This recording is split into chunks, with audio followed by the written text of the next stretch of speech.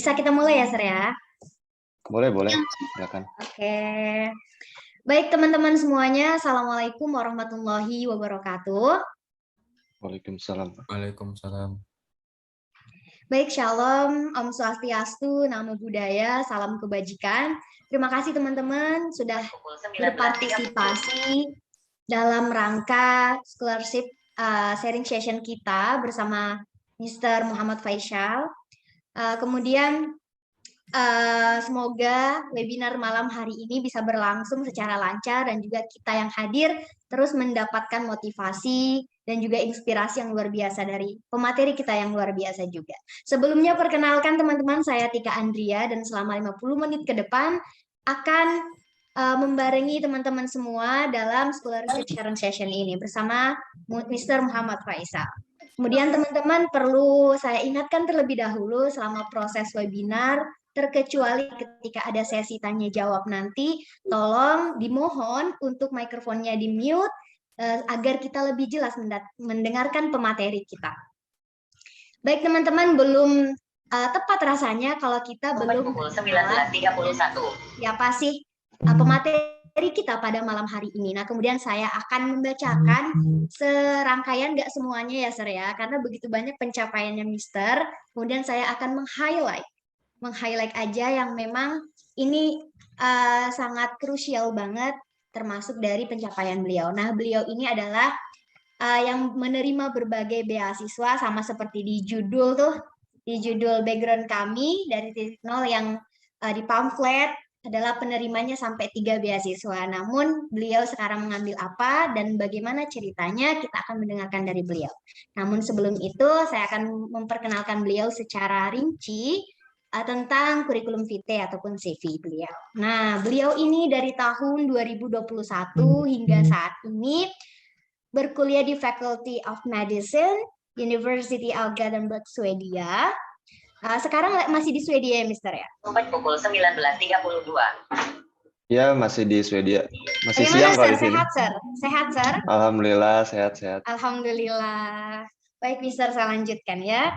Kemudian Mister ini mendapatkan maksud saya berbagai penghargaan dan juga pencapaian. Yang pertama adalah yang pada tahun 2021 sudah diterima di 6 kampus top Inggris Australia dan juga Swedia. Kemudian menjadi pada tahun yang sama 2021 juga menjadi finalis tenaga kesehatan teladan Kabupaten di Purwakarta.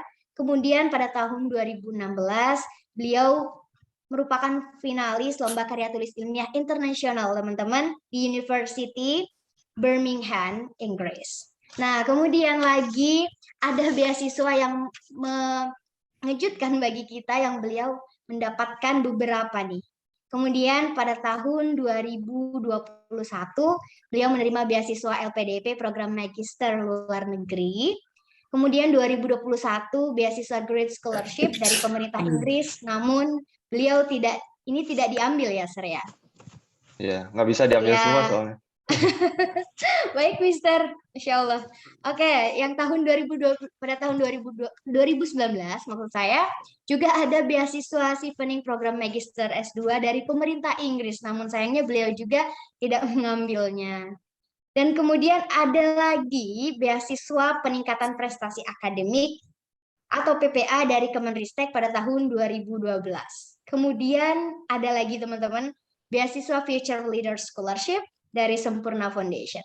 Kalau dibilang, Sir, ini lebih dari 2, banyak banget menurut saya, Sir. Apalagi menurut teman-teman yang udah mendengarkan. Dari sini Ya, kami bisa, alhamdulillah. Ya alhamdulillah, kami bisa Karena membayangkan. bakat sih ini. Bakatku butuh gitu kalau bahasa Sundanya. Oke. Karena nggak ada biaya, jadi harus cari beasiswa. Iya, Sir. Baik, Sir. Tapi kita sudah membayangkan, Sir, betapa di belakang sana perjuangan pasti, Sir. Karena tidak lepas dari perjuangan yang begitu keras. Nanti kita akan mendengarkan cerita Mister. Karena teman-teman ada 3 topik kita nih yang paling urgent. Kita mau tahu nih tips and triknya pasti, Sir, mendapatkan sebanyak itu beasiswa, Masya Allah. Kemudian Sir bisa juga bagi tentang beasiswa itu sendiri. Kemudian tentang pengalaman Mister tentunya mendaftar beasiswa seperti itu, Sir, yang dari sekian tadi nih. Baik, Mister, tanpa berlama-lama, saya akan mengalihkan mikrofon ini untuk Mister agar memberikan inspirasi ataupun kisah pengalaman dan juga tips dan triknya atas beasiswa-beasiswa yang Mister udah capai ini sampai saat ini. Silahkan, Mister. Caranya nyonggup ya? Terima kasih. Mbak, caranya nyonggup ya? Untuk host mungkin bisa di-mute yang belum Baik. di-mute. Baik, teman-teman, mohon maaf ya, di-mute dulu. Kita harus fokus dengan pemateri kami. Baik, teman-teman, nanti kalau ada pertanyaan, saya akan persilahkan teman-teman selesai pembawaan materi. Baik, teman-teman, dimohon ya, di-mute dulu. Oke, silahkan, Sir. Izin share screen ya, Mbak. Oke.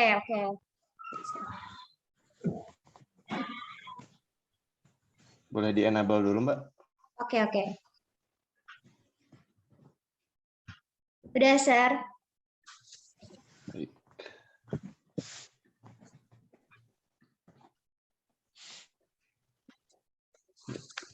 Bentar, apa bisa lihat screen saya? Bisa, Mister, bisa. Oke. Bismillahirrahmanirrahim. Assalamualaikum warahmatullahi wabarakatuh. Waalaikumsalam warahmatullahi wabarakatuh. Di sini sebelumnya saya sharing-sharing aja ya, nggak berniat untuk menggurui. Mungkin di sini juga banyak teman-teman yang jauh lebih hebat, yang lebih pantas. Di sini saya sekedar sharing-sharing pengalaman yang udah saya lalui sejauh ini untuk mendapatkan beasiswa. Perkenalkan sebelumnya, saya Muhammad Faisal Alauddin Muksin, saya dokter gigi di Purwakarta. Saat ini alhamdulillah mendapatkan beasiswa LPDP tahun 2021, masuk di PK 173 di jurusan Master of Medical Science atau Community Medicine di Fakultas Kedokteran University of Gothenburg, Swedia. Ini sekilas foto di depan kampus di University of Gothenburg. Seperti yang udah dijelaskan sebelumnya oleh Mbak Moderator, di sini akan ada 3 sesi, 3 pemaparan. Yang pertama tentang beasiswanya itu sendiri, kemudian tentang tips dan triknya, dan juga perjalanan saya mendapatkan beasiswa sampai ada di titik ini. Jadi sebelumnya jauh-jauh hari, jadi nggak langsung saya tahun 2021 dapat semua beasiswa. Jadi perjalanan itu mulai dari tahun 2015 ketika saya baru lulus S1 kedokteran gigi. Jadi kalau di kedokteran dan di kedokteran gigi itu kan setelah S1 itu ada namanya program profesi atau program koas gitu kalau bahasa Indonesianya. Nah, jadi saya setelah lulus SKG atau sarjana kedokteran itu udah berinisiatif mau lanjut S2 karena kan untuk lanjut S2 itu nggak perlu ijazah dokter sebetulnya, yang dibutuhkan hanya ijazah S1. Tadi niatnya saya mau lanjut dulu S2, kemudian cuti dulu koasnya, nanti setelah lulus baru balik lagi untuk koas. Tapi ternyata takdir berkata lain, saya baru bisa diterima beasiswa dan melanjutkan studi setelah saya lulus dokter gigi atau di tahun 2021 kemarin. Nah, ini perjalanannya mulai dari tahun 2015. Begitu lulus saya daftar di berbagai macam, pertamanya saya daftar di LPDP dulu.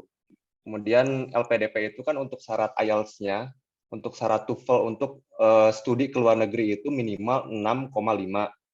Overall score-nya 6,5 dan tidak boleh ada band seperti speaking, listening, writing, yaitu yang di bawah 6. Nah, saya gagal. Bukan gagal, nggak bisa daftar karena sistem menolak otomatis begitu IELTS kita yang dimasukkan itu di bawah dengan standar. Akhirnya saya nggak bisa daftar, gagal. Terus kemudian tahun berikutnya saya coba lagi daftar Australia Award. Ini padahal tahun 2015 saya udah bikin esai, udah bikin segala rupa, segala persiapan udah dipersiapkan, tapi begitu mau klik submit, nggak bisa, ditolak oleh sistem. Karena IELTS saya yang masih di bawah standar, waktu itu masih 6,0 kalau nggak salah. Overall score-nya, saya kan tadinya coba-coba aja, siapa tahu bisa, ternyata nggak bisa. Nah, makanya nanti ada tips dan triknya gimana caranya nih untuk bisa apply di berbagai macam beasiswa dan kampus internasional. Tahun berikutnya, tahun 2016, saya coba Australia Award. Jadi di tahun itu pun saya, tahun 2015, saya banyak ikut semacam edufair untuk cari informasi tentang beasiswa, tentang perguruan tinggi di luar negeri, dan ketemulah saya informasi tentang Australia Award Scholarship. Di tahun 2016 saya coba, gagal karena IELTS-nya nggak memenuhi syarat juga. balik lagi itu saya coba-coba juga. Saya coba dengan IELTS yang seadanya, IELTS yang cuma bisa buat makan sehari-hari gitu kasarnya. Saya coba daftar ya ternyata gagal juga. Padahal AAS ini sebetulnya syarat IELTS-nya nggak terlalu tinggi. Kalau nggak salah 5,5 dan TOEFL-nya pun bisa ITP, yaitu yang paper base. Nah, kenapa? Karena waktu itu saya udah expire si IELTS-nya buat daftar di 2016 karena kan IELTS itu cuma 2 tahun masa berlakunya. Nah, pas di tahun 2016 saya tes lagi ternyata malah menurun. Jadi saya pakai yang ITP. Akhirnya kurang juga, gagal juga karena di IELTS terbentur di masalah IELTS atau di bahasa Inggris. Tahun 2017 saya coba lagi daftar LPDP, gagal juga karena yaitu IELTS-nya nggak memenuhi syarat. Masih di bawah 6,5 dan overall band score-nya itu speaking-nya khususnya itu di bawah 6,0. Daftar chevening juga gagal juga. Nah, 2018 saya lulus dokter gigi. Nah, di tahun 2019 saya coba daftar chevening, akhirnya diterima alhamdulillah. Kenapa bisa diterima? Nah, ini kuncinya. Chevening itu nggak mensyaratkan IELTS ternyata. Itulah kenapa saya bisa lolos, padahal IELTS saya jeblok gitu waktu itu. Karena bukan tidak mensyaratkan IELTS, tapi IELTS-nya itu bisa belakangan. Jadi bisa ditunda gitu. Kenapa? Karena ketika kita nanti udah lolos chevening itu beasiswa dari pemerintah Inggris untuk melanjutkan studi S2 di semua kampus di United Kingdom, Scotland, Wales, atau England. Nah, jadi setelah lulus chevening ini, nanti mereka memberi tenggat waktu selama 1 tahun, kalau nggak salah, untuk dapat LOA.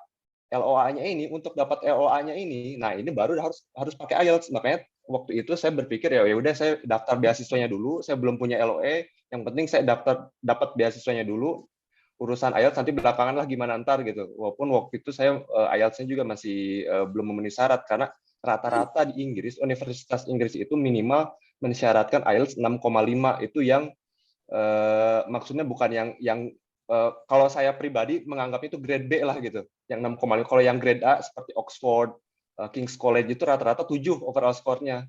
Nah, akhirnya saya dapat chevening. Tadinya setelah lolos chevening itu saya mau diporsir tuh, mau langsung dipres buat dapat IELTS 7 minimal biar dapat LOE. Ternyata di tahun yang bersamaan saya lolos CPNS juga, akhirnya ya udah nggak jadi. Setelah berbagai macam pertimbangan, musyawarah dengan orang tua, konsultasi dengan dosen, akhirnya ya nggak jadi diambil chevening-nya. Akhirnya saya malah mengambil CPNS karena beberapa dosen, beberapa senior saya memberi masukan bahwa kalau kamu jadi PNS pun nanti bisa melanjutkan studi dengan tugas belajar. Akhirnya saya ambil CPNS dulu, dan akhirnya chevening-nya nggak jadi diambil. Gitu. Nah, tahun 2020 saya nggak daftar kemana-mana karena waktu itu belum bisa ya CPNS. Karena syaratnya harus untuk melanjutkan studi ketika kita udah diangkat menjadi PNS, bukan CPNS. Nah, akhirnya di tahun 2021, saya menggunakan sistem tebar jaring. Tebar jaring itu jadi saya daftar aja kemanapun, nanti lihat hasilnya, lihat mana yang dapat gitu, mana yang hasil. Saya daftar di LPDP, terus juga daftar ISDB. ISDB itu beasiswa dari Islamic Development Bank, jadi organisasi bank Muslim dunia gitu, untuk kuliah di berbagai macam kampus di dunia. Kemudian juga saya daftar Great Scholarship, daftar Fulbright juga, daftar AS juga. Akhirnya alhamdulillah semua lolos. Gitu. Kenapa bisa semua lolos? Karena ya mungkin karena udah terlalu banyak pengalaman gitu. Jadi saking udah seringnya daftar beasiswa, jadi akhirnya tahu dan ngerti sendiri gitu. Karena saking seringnya gitu. Seseorang mungkin bukan bisa dibilang hebat juga karena udah terlalu sering aja jadi paham gitu. Sama kayak kucing, kalau udah terlalu sering dia tinggal di situ, mau kemanapun dia pergi pasti dia tahu jalan pulang. Kenapa? Karena dia sering ke situ bolak-balik. Nah, mungkin saya juga seperti itu gitu, karena udah terlalu sering daftar beasiswa, sering gagal. Akhirnya saya tahu celahnya, tahu polanya, begitu daftar ya alhamdulillah dapat diterima semua. Cuman waktu itu karena waktu lagi pandemi Covid, beberapa beasiswa itu molor pengumumannya. Salah satunya itu Australia Award dan Fulbright. Nah, Australia Award dan Fulbright itu pengumumannya itu keluar ketika saya udah mau berangkat ke Swedia, makanya jadi saya nggak bisa lanjut ke tahap berikutnya. Jadi baru sampai tahap administrasi atau seleksi administrasi. Jadi berikutnya itu ada tahap wawancara, sedangkan LPDP itu udah selesai semua tahapan, udah persiapan keberangkatan. Jadi sebelum keberangkatan itu LPDP mengadakan persiapan keberangkatan. Nah, itu saya udah siap berangkat, baru diumumkan pengumuman pengumuman basis ini. Tapi kalau grade itu hampir bersamaan dengan LPDP. Tapi akhirnya saya memilih LPDP. Nanti saya ceritakan kenapa akhirnya saya memilih LPDP. Nah, kita ngobrol-ngobrol dulu tentang grade scholarship ya, karena kan di pamfletnya ditulis tuh grade scholarship. Nah, apa sih grade scholarship itu? Grade scholarship itu beasiswa untuk program master, khusus program master, Toastmaster. Jadi program master di Inggris itu ada dua, ada yang berbasis riset, ada yang berbasis TOEFL atau kelas biasa, kuliah biasa. Nah, beasiswa grade ini khusus untuk yang TOEFL, bukan untuk research. Nah, sumbernya dari mana? Dari pemerintah Inggris dan British Council. Nah, jadi di sini saya akan secara general membahas dua tipe jenis beasiswa ya. Yang pertama itu yang partially funded dan fully funded. Yang partially funded ini akan diwakili oleh grade scholarship secara umum, dan yang fully funded ini akan diwakili LPDP. Karena kalau dibahas semua mungkin akan terlalu panjang dan nggak akan cukup waktunya. Nah, grade scholarship ini beasiswanya ternyata partially. Saya juga udah tahu sebelumnya bahwa si grade scholarship ini hanya memberikan potongan. Mohon maaf kepada peserta yang belum di-unmute, tolong di-unmute atau oleh hostnya di-unmute saja. Mungkin kelupaan. Korenya ada sebutin. Jadi agak ya. Terima kasih. Nah, partially funded itu seperti katanya partially, jadi dia hanya membiayai salah satu komponen komponen pendidikan. Nah, grade ini membiayai tuition fee. Jadi dia hanya membayari minimum 10.000 pound sterling untuk program yang tadi saya udah jelasin, 1 year TOEFL postgraduate course. Jadi di universitas di Inggris ini rata-rata tuition fee-nya itu 20 sampai 25.000 pound sterling. Nah, grade ini hanya memotong atau memberikan beasiswa 10.000, otomatis sisanya sekitar 10.000 pound sterling itu kita harus bayar sendiri, belum termasuk biaya tinggal, biaya asuransi, transportasi, dan lain sebagainya. Tapi beasiswa ini kenapa banyak diidam-idamkan? Karena beasiswa ini tuh salah satu jembatan cocok banget buat kamu yang pengen begitu lulus kuliah tuh pengen kerja di Inggris. Nah, inilah beasiswa yang cocoknya gitu. Kenapa? Karena beasiswa-beasiswa lain itu mengharuskan awardee-nya untuk pulang ke negara asalnya. Sedangkan grade scholarship ini enggak. Jadi makanya kenapa banyak yang mengincar ini, walaupun dia partially, tapi bisa kehitung lah gitu, bisa balik modal hanya dengan mungkin 1 atau setengah tahun kerja di Inggris pun bisa balik modal akhirnya gitu. Makanya kenapa banyak diincar, banyak jadi diidam-idamkan, karena yaitu buat jadi batu loncatan, buat ajang buat mereka yang punya cita-cita kerja di Inggris atau di negara persemakmuran Inggris pakai beasiswa ini. Kenapa? Karena ya nggak bayar full, kemudian beasiswa ini pun juga nanti setelah lulus memfasilitasi awardee-nya untuk berkarir di Inggris. Nah, itu kenapa mereka mengeluarkan program ini. Karena kalau chevening itu harus balik ke negara asalnya. Kemudian juga ada LPDP, apalagi dia harus pulang ke negara asalnya minimal 2N+1. Misalkan kalau kita kuliahnya 1 tahun, berarti kita harus pulang ke negara asal kita, ke Indonesia minimal berarti sekitar 3 tahun ya, 3 tahun, 2 kali 1 tambah 1. Harus 3 tahun pulang ke Indonesia, dan itu pun kita belum tentu bisa kerja langsung ke Inggris setelah kita 3 tahun di Indonesia, karena ya mungkin sulit persaingan di sana. Nah, sedangkan beasiswa grade ini memberikan fasilitas, atau bukan membantu, tapi memfasilitasi kita buat yang pertama pembuatan visa kerja. Otomatis kita kalau misalkan harus pulang ke Indonesia, terus kemudian visa kita itu akan sulit untuk bekerja di sana. Walaupun misalkan kita nakal nih, pengen stay di sana, pengen kerja di situ, bakal sulit mendapatkan visa kerja di Inggris. Sedangkan kalau kita kerja tanpa visa kerja itu ilegal dan masuk ke kriminal. Nah, otomatis ya itu, ini beasiswa yang cocok buat kamu yang pengen meneruskan karir atau berkarir di Inggris.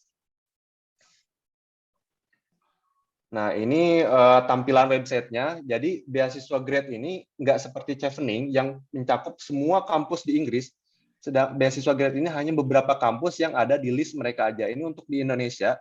Jadi tiap negara itu beda-beda kampus pilihannya. Nah, untuk tahun ini Indonesia ini pilihannya hanya ini aja.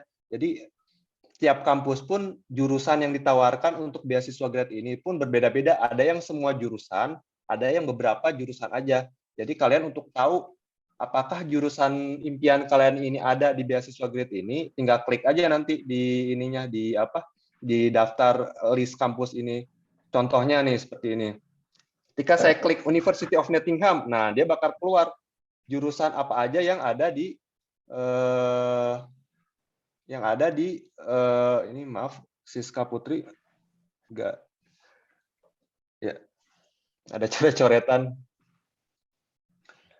Jadi hanya jurusan-jurusan ini aja yang ditawarkan oleh University of Nottingham di tahun 2022 dan 2023 untuk beasiswa grade. Nah, ini tahun kemarin saya waktu daftar di University of Dundee. Kebetulan tahun itu University of Dundee buka semua jurusan buat beasiswa grade. Jadi alhamdulillah, jadi tahapannya tuh begini kalau beasiswa grade itu. Jadi kalau chevening itu dia atau beasiswa yang fully funded itu dia daftarnya ke suatu lembaga beasiswa, tapi kalau grade scholarship ini dia daftarnya langsung ke kampusnya gitu. Jadi yang menentukan lolos atau enggaknya itu ya kampusnya itu yang kita daftar. Jadi pertama kita daftar dulu nih ke si kampusnya, daftar jurusannya dulu. Nah, nih di sini kan udah kelihatan ya total biaya yang harus saya keluarkan untuk kuliah di University of Dundee di jurusan saya ini. Nah, sekitar 22.950 pound sterling. Nah, beasiswa grade ini akan memotong 10.000 pound sterling, otomatis sisanya yaitu 12.950 harus bayar sendiri, belum termasuk biaya asuransi, biaya penginapan dan lain sebagainya. Nah, setelah dapat confirmation letter atau unconditional offer, jadi syaratnya itu unconditional, teman-teman mungkin di sini udah pada tahu atau nanti bisa ditanyakan di sesi tanya jawab perbedaan unconditional dan conditional. Jadi kok unconditional itu semua itu udah beres, nggak ada persyaratan IELTS yang harus kalian penuhi, nggak ada persyaratan ijazah yang kurang dan lain sebagainya. Nah, syaratnya itu kalian udah harus dapat unconditional, baru udah itu kita boleh atau layak daftar beasiswa grade. Nah, ini pengumuman waktu saya dinyatakan lolos beasiswa grade scholarship. Di sini tertulis kan, the value of the grade scholarship is 10.000 pound sterling. Akan dikurangi dari tuition fee. Nah, jadi sisanya otomatis harus bayar sendiri. Gitu. Jadi saya daftar dulu nih ke kampusnya, udah dinyatakan daftarnya, baru didaftar, mengajukan beasiswa grade ke kampusnya, ke kampus yang bersangkutan. Gitu. Jadi nanti tiap kampus beda-beda. Tinggal kalian klik aja informasi di kampusnya. Di sini kan nanti ada link yang saya akan sertakan. Nanti tinggal klik aja pilihan kampusnya. Kalau kalian misalkan bingung jurusannya apa aja, klik aja satu-satu. Kira-kira ada nggak nih jurusan yang saya idam-idamkan gitu di kampus ini? Kalau ada ya tinggal klik informasinya gimana cara daftarnya beasiswa. Biasanya memang seperti itu, harus dapat LOA-nya dulu, baru bisa daftar beasiswa grade-nya. Nah, ini persyaratan kriteria grade scholarship. Jadi yang pertama pasti harus citizen Indonesia. Jadi sebetulnya simpel beasiswa ini tuh. Dia cuma pengen kita nantinya membimbing calon mahasiswa atau jadi ambasador dari mereka buat memperkenalkan atau mengiklankan beasiswa ini ke calon-calon mahasiswa berikutnya.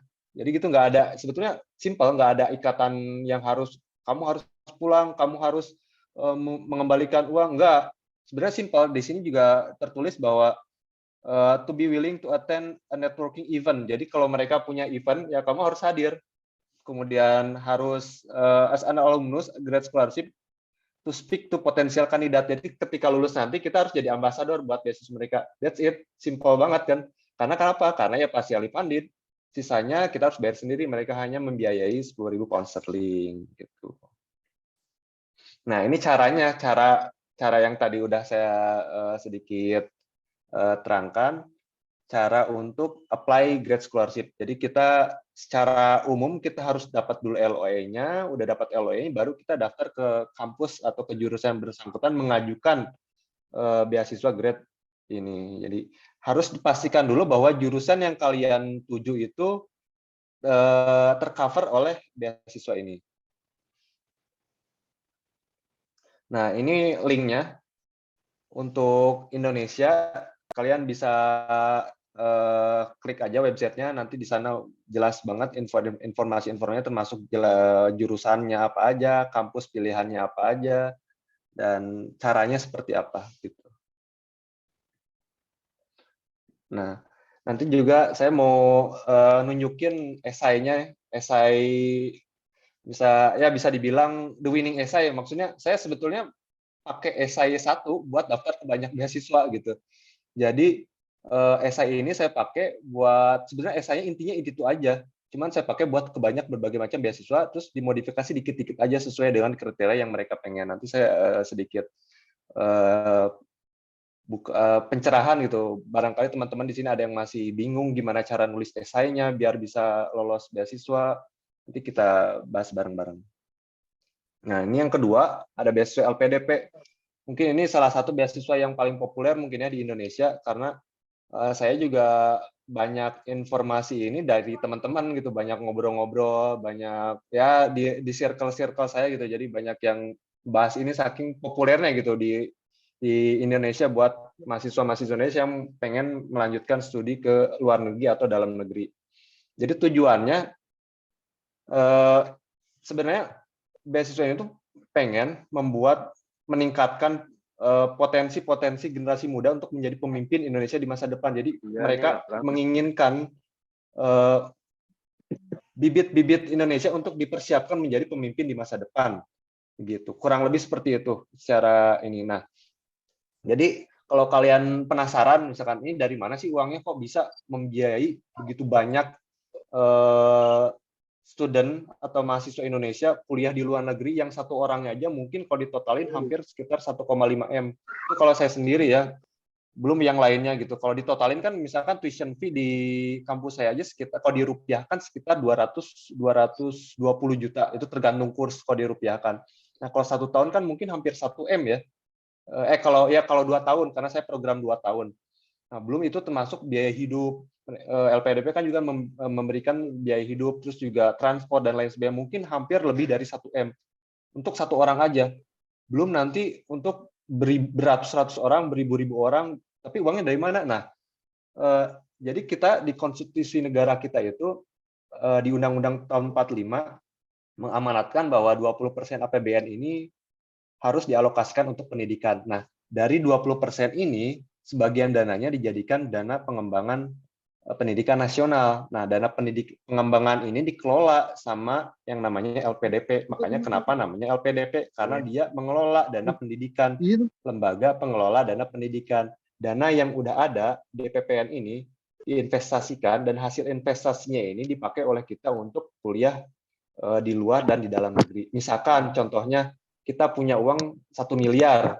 1 miliar ini kita investasikan, hasilnya jadi 1,1 miliar, 1 miliar lebih 100 juta misalkan. Nah, uang contohnya misalkan, karena nggak mungkin cuma 1 miliar. Nah, hasil 100 jutanya inilah yang kita pakai untuk melanjutkan untuk membiayai pendidikan dan riset di Indonesia. Jadi uang 1 miliarnya diinvestasikan lagi, hasilnya baru dipakai untuk membiayai riset dan pendidikan. Nah, ada berbagai jenis beasiswa LPDP, jadi tinggal kalian ini aja lihat kira-kira jenis beasiswa LPDP mana yang cocok untuk kalian. Jadi ada umum, afirmasi, targeted, dan kolaborasi. Umum ini ada reguler, PTUD, co-funding. Reguler ini semua orang bisa daftar, nggak ada kriteria khusus. Kemudian kalau PTUD itu khusus untuk mereka yang udah punya LOE di 10 kurang, waktu tahun saya masih 10, tapi kalau tahun ini mungkin bertambah 10 kampus top dunia seperti Oxford, Cambridge dan lain sebagainya.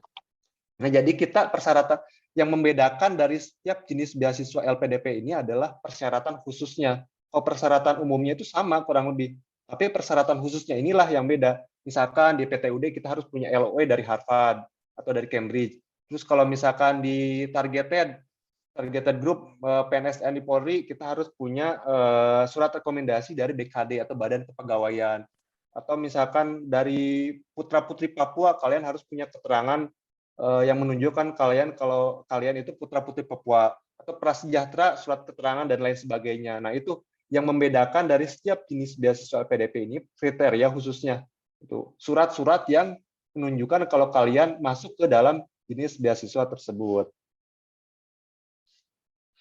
Kemudian ini seleksinya. Nah, salah berapa faktor yang membedakan jenis-jenis beasiswa itu, proses seleksi juga membedakan.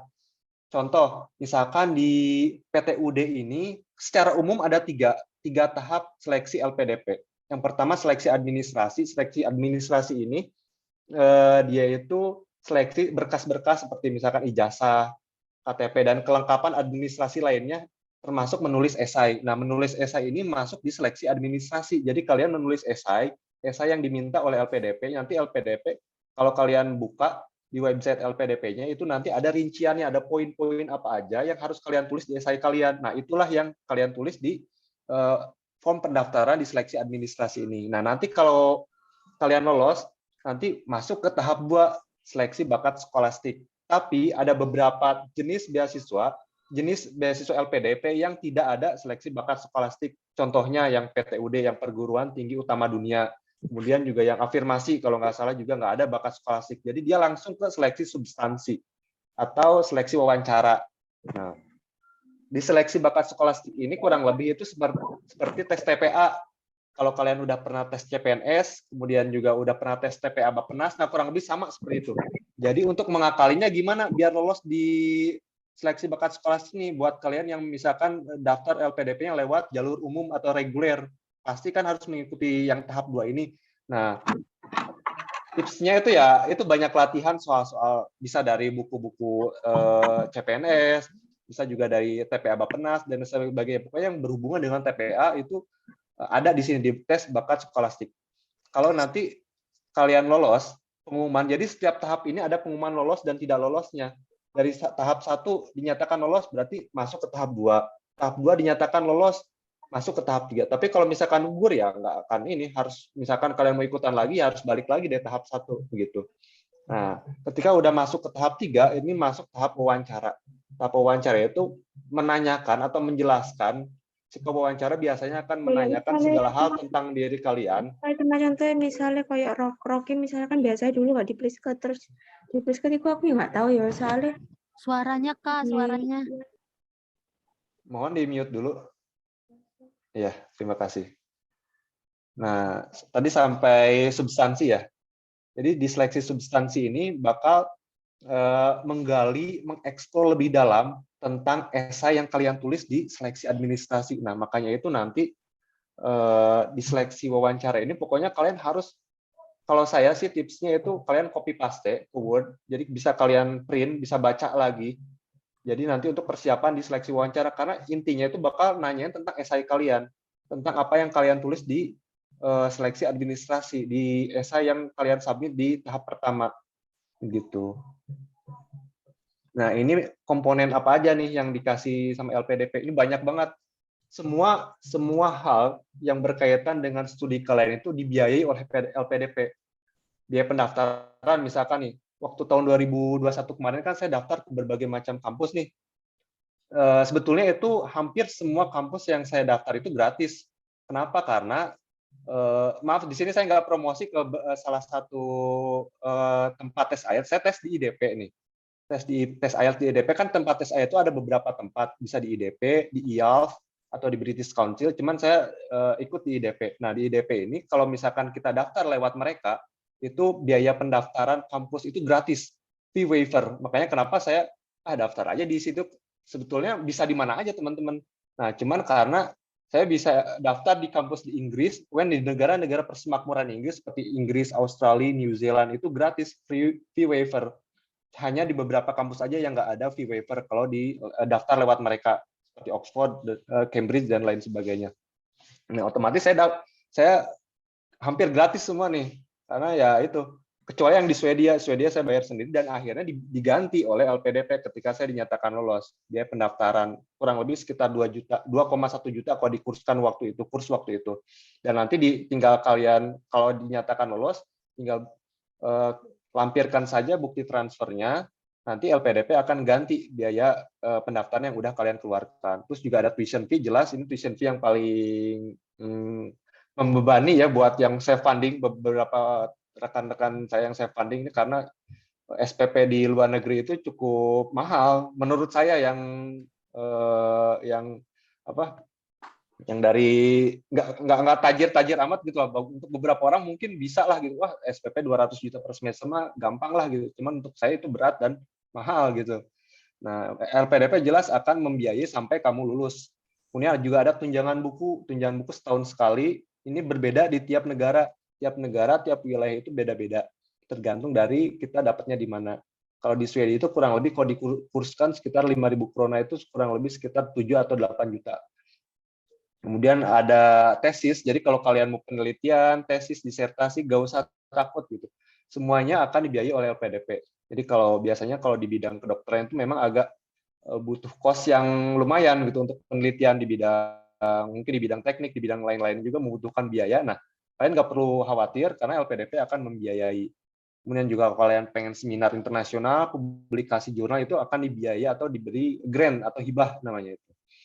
Termasuk biaya pendukungnya, transportasi dari Indonesia ke negara tujuan, kemudian juga aplikasi visa juga lumayan mahal nih untuk beberapa negara Eropa, termasuk Swedia, Norwegia, Finlandia itu salah satu yang cukup mahal menurut saya, kurang lebih sekitar 3 juta gitu kalau dibanding dengan negara-negara lain yang ada cuma 1 juta atau 1,5 juta gitu. Kemudian juga asuransi juga dibayarkan oleh LPDP. Jadi selama di sini yang mudah-mudahan kita selalu sehat selama studi di luar negeri. Cuman kan kita harus jaga-jaga ya, harus ada asuransi. Dan ini juga nggak murah gitu untuk biaya kesehatan, biaya dokter di luar negeri itu, apalagi di Eropa itu nggak murah, benar-benar menguras kos gitu. Kalau kalian harus bayar sendiri tanpa asuransi, makanya itu PDP membiayai asuransi kesehatan selama kita studi di luar negeri. Termasuk yang di dalam negeri juga dibiayai, nggak hanya di luar negeri, tapi juga di dalam negeri. Biaya hidup bulanan juga tiap bulan kalian akan dapat uang saku yang biasanya dibayarkan 3 bulan sekali.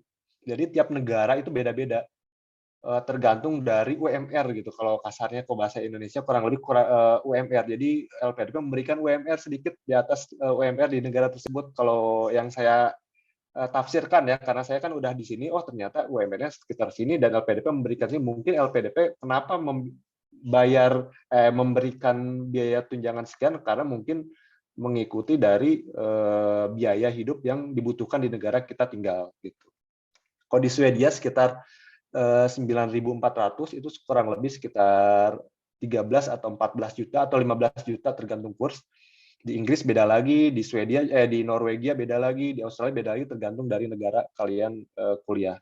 Terus juga ada biaya kedatangan. Biaya kedatangan itu 2 kali dari hidup bulan. Nah, ini yang lumayan membantu ketika kita pertama kali datang ke negara tujuan. Kalau yang tujuannya ke luar negeri itu kan otomatis kita pertama harus beli kasur misalkan, harus beli perabotan, harus beli dan lain sebagainya. LPDP membiayai ini berbeda dari hidup bulanan. Jadi kalian begitu datang itu dapat hidup bulanan iya, dapat biaya kedatangan juga iya.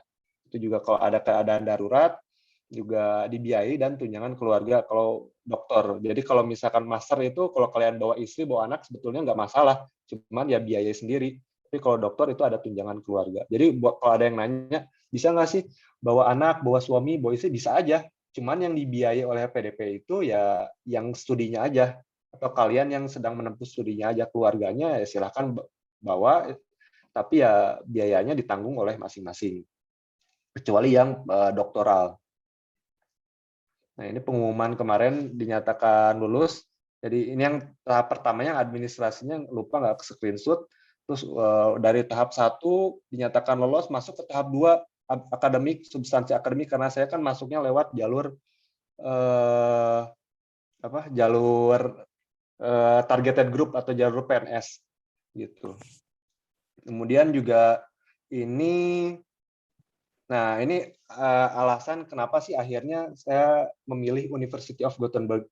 Tadi yang udah dijelaskan oleh moderator bahwa alhamdulillah saya dapat di berbagai macam LOA di Inggris, Australia, dan di Swedia. Di Australia saya dapat di University of New South Wales, dan di Monash University. Kemudian di Inggris saya dapat di Warwick University, di Imperial College London, dan di Dundee, University of Dundee, dan di Leeds. Dan di Swedia saya dapat di University of Gothenburg. Nah, ini pertimbangan utama akhirnya kenapa saya pilih di Gothenburg. Nah, untuk di bidang yang pertama, untuk di bidang saya, untuk di bidang kedokteran ya, kalau kita berbicara di bidang kedokteran gigi, ternyata menurut QS World Ranking itu nomor satunya di dunia itu di University of Gothenburg. Karena saya mau belajar kedokteran gigi, mengenai kedokteran gigi, saya pengen kampus mana nih yang paling bagus kedokteran giginya gitu, bukan bidang lain. Kalau bidang teknik, bidang bahasa dan lain sebagainya itu kan bukan bidang saya. Kenapa saya harus lihat bidang lain? Saya pengen lihatnya mana nih ya, di bidang kedokteran gigi yang paling bagus, ternyata di University of Gothenburg di tahun 2021 ya. Karena waktu itu kan pertimbangannya saya lihatnya di tahun itu, belum tahun 2022. Kalau tahun 2022 dia turun ke peringkat 5 kalau nggak salah. Peringkat 4, Harvard naik ke peringkat atas gitu. Ternyata yang nomor satunya itu University of Gothenburg. Kemudian pertimbangan kedua, sistem pendidikan di negara Nordik, seperti yang kita tahu di Swedia, Finlandia, Norwegia itu ternyata yang salah satu yang terbaik di dunia. Mereka bisa menerapkan sistem yang memungkinkan kita untuk work-life balance.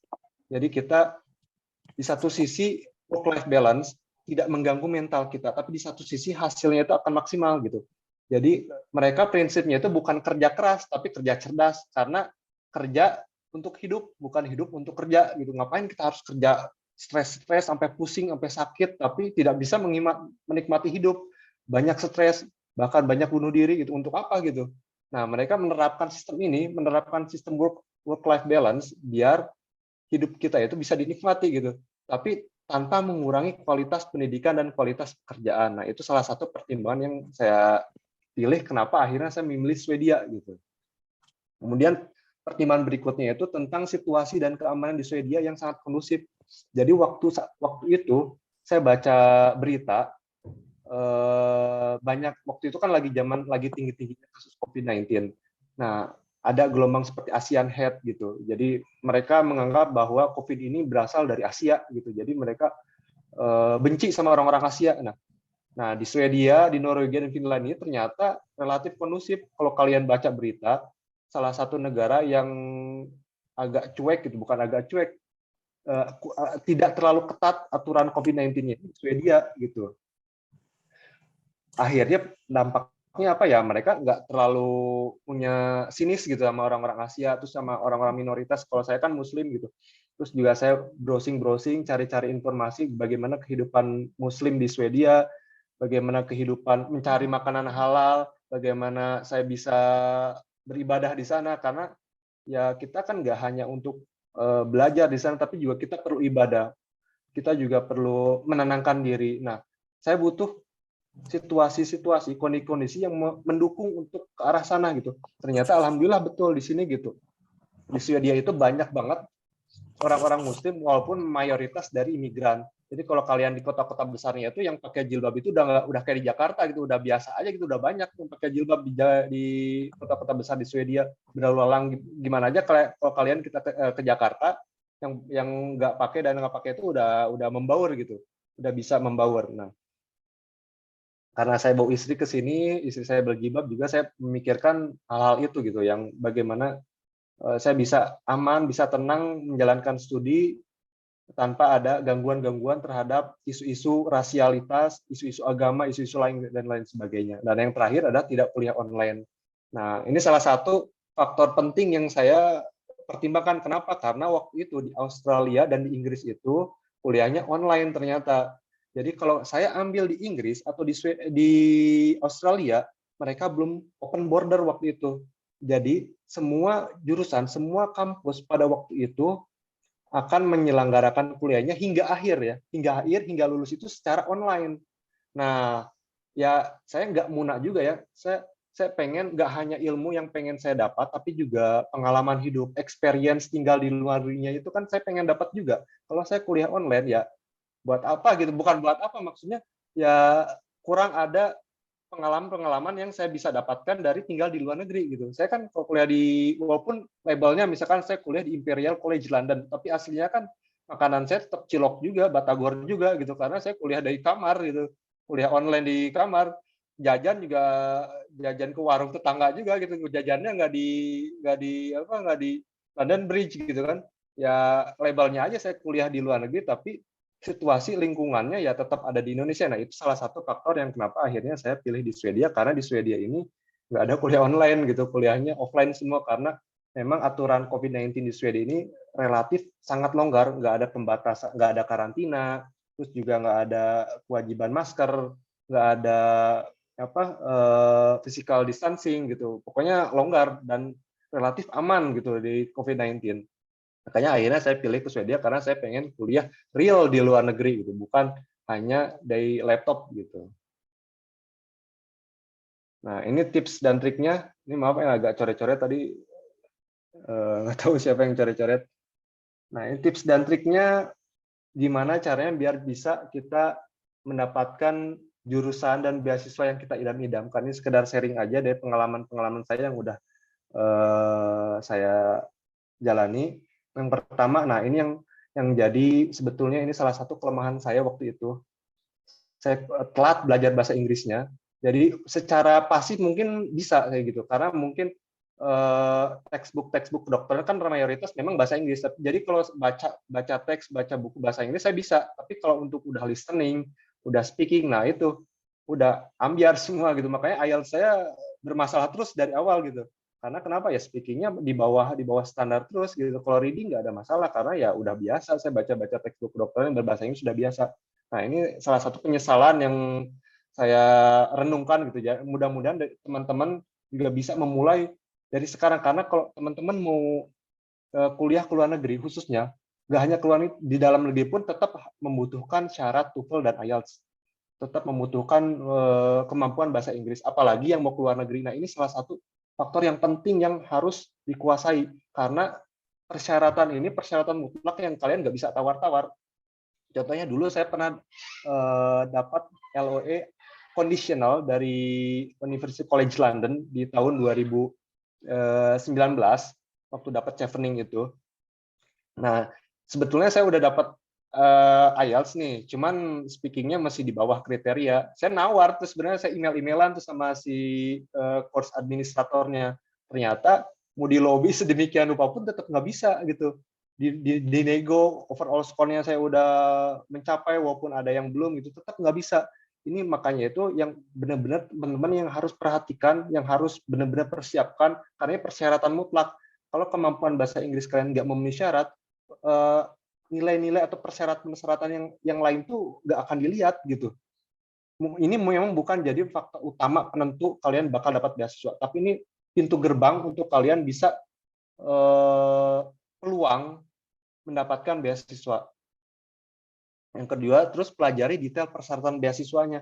Nah, ini saya berbagi pengalaman lagi nih, waktu saya daftar Australia Award, waktu saya nggak lolos, ternyata saya paham bahwa saya melakukan kesalahan. Kenapa? Karena waktu itu Australia Award itu meminta fotokopi legalisir ijazah. Nah, yang saya submit itu ijazah asli. Detail-detail kecil inilah yang membuat bukan sia-sia. Jadi kalian udah mempersiapkan sedemikian rupa, kalian udah persiapkan dengan baik, tapi akhirnya nggak lolos karena hal-hal sepele gitu, hal-hal seperti ini. Jadi kalian perhatikan detail dengan betul, persyaratan apa aja yang mereka minta. Kalau mintanya legalisan ijazah, ya kirimnya legalisan ijazah, jangan ijazah asli. Kalau minta surat keterangan surat keterangan dari rekomendasi dari dosen, ya dari dosen. Jangan kalian berinovasi minta dari tempat kerja misalkan gitu. Karena ada beberapa beasiswa yang minta dua rekomendasi. Yang pertama dari dosen atau akademisi, dan yang kedua dari tempat kerja. Kalau mintanya seperti itu, udah ikutin. Jangan kita berinovasi, dua-duanya dari dosen aja deh, dua-duanya dari tempat kerja aja deh, nggak bisa. Atau kalian misalnya masih ada ragu, ada hal-hal yang detail-detail beasiswa ini kalian kurang yakin, kalian bisa tanyakan aja langsung ke customer service-nya. Kalau di LPDP ada itu bantuan. Kalau di browsing di internet itu pasti nanti keluar. Kalian bisa langsung telepon buat pastiin, jangan sampai kalian gugur karena hal-hal yang sepele gitu. Karena contohnya ya itu yang waktu saya Australia Award kemarin dulu tahun 2000 sebelumnya nggak lolos, saya padahal saya yakin nih, saya udah bagus, terus juga tidur ya. TOEFL juga waktu itu kan butuhnya cuma ITP tuh kalau Australia Award yang paper base yang harganya juga nggak terlalu mahal dibanding IELTS kan. Kalau IELTS sekitar kalau dirupiahkan sekitar 3 juta. Nah kalau ITP itu sekitar 250.000 kalau nggak salah. Nah ya waktu itu memenuhi lah gitu memenuhi syarat karena Australia Award itu bakal ada tes IELTS lagi kalau kalian dinyatakan diterima. Jadinya tes TOEFL itu hanya pembuka aja. Nah ternyata setelah saya pelajari kenapa kok bisa nggak lolos ya, padahal saya udah yakin esainya benar, terus juga IPK memenuhi syarat, semua persyaratan udah dipenuhi. Oh ternyata ijazah gitu, saya salah masukin ijazah. Mereka minta ijazah legalisir, saya kirim ijazah asli. Gitu. Nah seperti itu contohnya. Kemudian yang ketiga, poin-poin apa aja yang harus ada dalam esai. Nah biasanya tiap beasiswa itu minta kita nulis esai dan seperti apa esai yang harus kita bikin. Biasanya setiap beasiswa secara general memberikan instruksinya, misalkan jelaskan apa yang kalian mau kerjakan setelah nanti lulus nanti. Nah, kalau LPDP itu ada poin-poinnya. Poin pertama misalkan waktu tahun saya, karena tiap tahun itu berbeda-beda, jadi kalian harus perhatikan, jangan lihat berpaku pada esai-esai di internet yang dari tahun-tahun sebelumnya. Mungkin aja sama, mungkin juga beda. Poin yang waktu itu kan poin yang pertama itu perkenalkan diri kalian, kemudian yang kedua juga ada tentang background kalian itu seperti apa, terus juga latar belakang pekerjaan, kemudian apa yang akan kalian kontribusikan ke Indonesia. Nah setiap poin-poin ini harus ada di dalam esai kalian, tapi harus jangan tersegregasi gitu, harus menyatu, harus flow, harus tersambung satu sama lain antara poin satu dengan poin berikutnya. Nah, itu poin-poinnya jangan sampai ada satu poin yang kalian lupa gitu. Misalkan kalian lupa nih memasukkan poin kontribusi kalian untuk Indonesia setelah lulus nanti. Nah, itu kalau poin itu hilang ya mungkin kemungkinan besar di administrasi atau di seleksi esai kalian nggak akan lolos gitu. Kemudian berikutnya, nah minta review dan feedback sebelum submit. Jadi ketika kita udah nulis esai nih, kita udah perhatikan detail-detailnya, terus juga udah yakin, udah selesai esai, jangan langsung submit aja gitu. Kalian minta review, minta feedback dari orang-orang yang menurut kalian itu capable atau berkompeten untuk menilai esai kalian. Contoh, bisa dari dosen atau dari teman-teman kalian yang udah berpengalaman daftar beasiswa. Kalau waktu itu saya minta review yang pertama ke ibu saya karena ibu saya guru bahasa Indonesia, saya minta review ke ibu saya tentang gramatikalnya gitu. Beliau paham, walaupun guru bahasa Indonesia, beliau paham tentang gramatik atau struktur bahasanya gitu. Jadi untuk struktur bahasanya minta review ke ibu saya, kemudian untuk kontennya itu minta ke dosen saya, minta reviewkan ke dosen saya, terus ke teman saya yang udah pernah daftar beasiswa. Jadi ketiga orang ini saya minta masukan. Nah, dari masukan ini baru kita lihat nih kira-kira apa yang kira-kira kurang. Mungkin menurut kita esai kita udah perfect, tapi menurut orang lain yang berkompeten mungkin ada kekurangan. Dan dari situ kita bisa perbaiki. Makanya jangan sistem kebut semalam. Kalau saya waktu itu bikin esai kurang lebih 1 atau 2 bulan gitu. Jadi udah jadi itu dibaca lagi, minta feedback, dibaca lagi, minta feedback. Akhirnya H-min berapa hari penutupan baru saya yakin oh ini udah bagus nih, udah dapat feedback, udah dapat masukan, udah dapat perbaikan, baru submit gitu. Nah kemudian ini yang tadi udah saya jelaskan untuk LPDP di tahap kedua itu kan ada tes skolastik. Nah tipsnya apa ketika kalian udah dinyatakan alhamdulillah nih lolos, ternyata selamat Anda dinyatakan lolos seleksi administrasi, berarti kita masuk ke tahap 2. Kalau misalkan yang PTUD atau afirmasi itu nggak ada tahap skolastik. Tapi kalau kalian masuk ke reguler atau beberapa jenis beasiswa lainnya, ini ada tes skolastik. Caranya gimana? Ini tuh kurang lebih seperti tes TPA. Di toko-toko buku itu banyak buku-buku latihan TPA Bappenas. Nah itu kita bisa latihan dari situ. Latihan soal, kita target aja sehari 10 soal-soal memang nggak akan sama, tapi polanya itu persis. Polanya itu mirip. Saya menemukan di soal-soal skolastik LPDP itu karena saya udah terlalu sering latihan soal nih. Jadi kalau nggak ada kerjaan nih waktu itu kan saya praktek nih, saya nunggu pasien lama, ya, saya ambil latihan soal, kemudian juga misalkan lagi nunggu di mana gitu, lagi nganter orang tua nunggu daripada nggak ada kerjaan latihan soal gitu. Nah, Sehari minimal saya target misalkan 100 soal atau 50 soal. Nah, dari situ karena udah terbiasa, akhirnya kalian bisa gitu. Bisa karena terbiasa. Begitu tes skolastik LPDP, alhamdulillah gitu. Nilai saya salah satu yang paling tinggi. Bukan karena jago, karena udah terbiasa gitu, latihan aja terus tiap hari gitu. Kalau bahasa Sunda itu ngereyeh gitu. Lebih baik sedikit-sedikit tapi konsisten gitu. Sehari 100, sehari 50, 50, 50 di sela-sela waktu kalian yang daripada nggak ada kerjaan ya latihan-latihan soal gitu. Nah, itu insya Allah bakal ngebantu banget ketika kalian nanti tes bakat skolastik atau tes TPA di seleksi LPDP di tahap kedua. Kemudian yang berikutnya, nah ini yang udah saya jelaskan juga sebelumnya, ketika nih udah tes skolastik dan dinyatakan selamat Anda lolos seleksi substansi atau tes TPA, kalian bersiap-siap untuk masuk ke tahap terakhir ya, tahap wawancara. Nah, di tahap ini pun tahap yang paling banyak menggugurkan peserta. Nah, tipsnya apa? Tipsnya itu nggak akan jauh dari esai kalian. Makanya itu yang udah saya sebutkan. Kalian print nih. Jadi begitu sebelum submit itu pindahin ke Word. Apa yang ada di Word itu sama seperti apa yang kita submit. Print. Terus nah sebelum wawancara persiapannya itu kalian baca, pokoknya kuasai benar-benar matang-matang apa yang ada di dalam esai kalian. Karena wawancara itu akan nanyain tentang esai kalian. Nanyain tentang apa yang kalian tulis di formulir pendaftaran atau di seleksi administrasi itu. Nah, terus udah dibaca nih kira-kira kalian kira-kira pertanyaan apa sih? Prediksi aja kira-kira apa sih yang bakal tanya. Nah, kalian persiapkan jawabannya di situ. Atau kalian minta nih waktu itu saya minta ke teman saya untuk di-review kira-kira apa yang bakal ditanyain ya. Karena apa yang pikiran kita dan apa yang dipikiran orang lain kan beda nih. Misalkan saya nulis saya bakal setelah lulus nanti bakal membangun posyandu khusus gigi, contohnya misalkan gitu. Nah, nanti pewawancara kira-kira bakal nanya detailnya seperti apa ya, atau misalkan orang awam yang di luar di bidang kedokteran gigi bakal nanya seperti apa ya. Nah, teman saya punya banyak banget pertanyaan dan akhirnya itu ditanya jadi simulasi wawancara.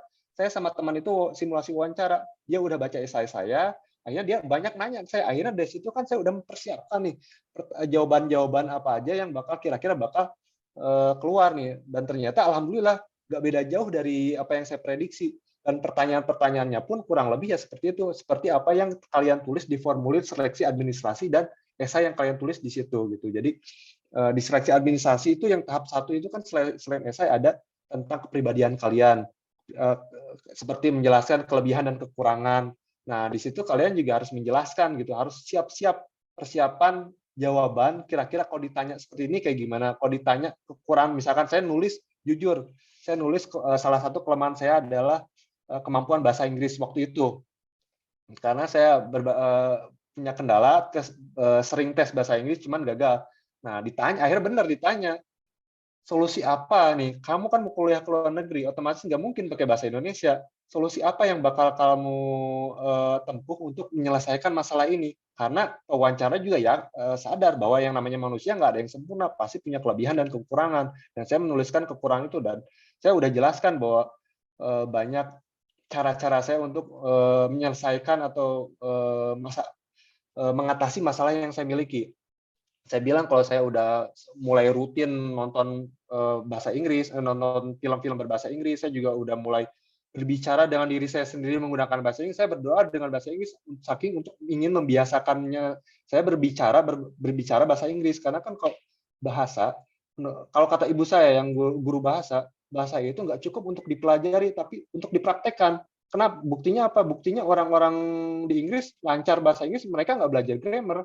Kenapa? Karena mereka berada di lingkungan yang berbahasa Inggris dan mereka praktekkan itu sehari-hari. Kita juga bisa seperti itu gitu. Kita bisa lancar bahasa Indonesia. Kenapa?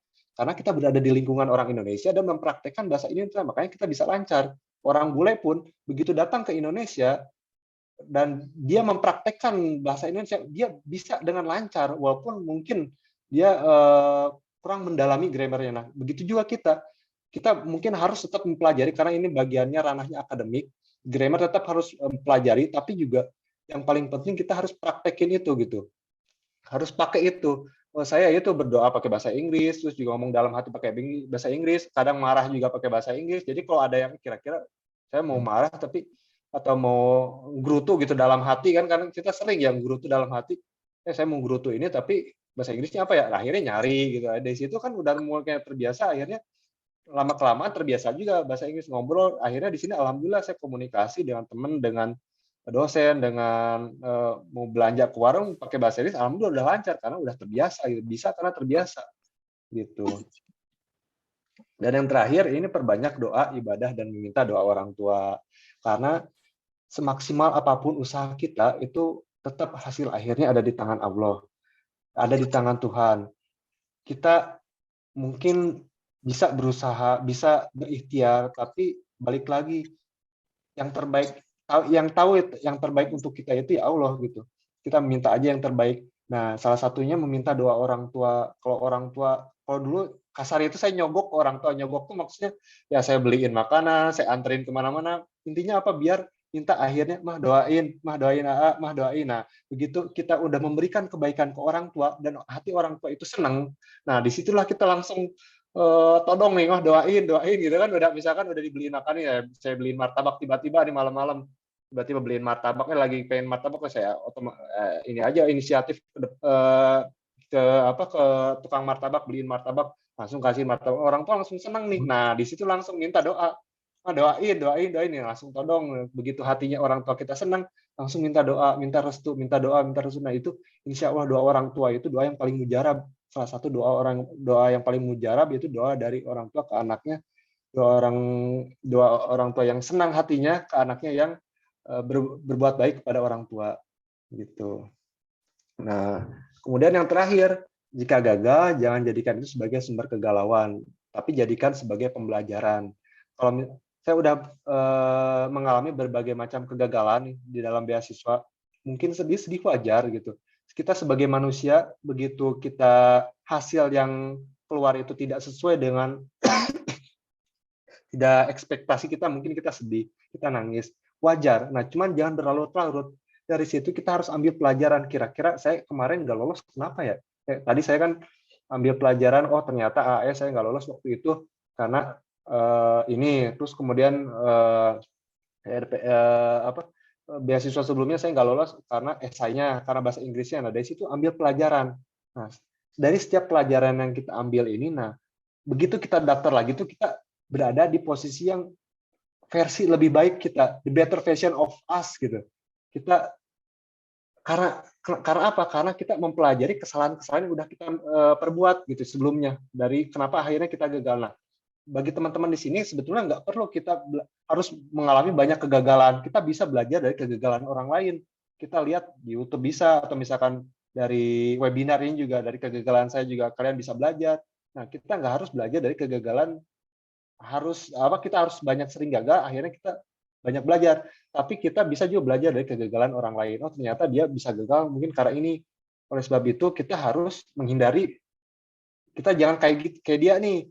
Kita kayak harus dia nih gitu, kayak kita harus yang kayak yang lolos nih, kita jangan kayak yang nggak lolos nih. Dari situ kita banyak belajar juga dari kegagalan orang lain gitu. Salah satu yang saya pelajari kemarin juga gitu, untuk menulis esai saya download banyak jenis esai yang buruk dan esai yang bagus. Esai yang buruk itu esai yang nggak lolos nih. Kira-kira saya pelajari, kenapa saya harus pelajari esai yang jelek, buat mempersiapkan saya untuk mempelajari bahwa saya jangan seperti ini nih, jangan kayak gini nih kalau nulis esai.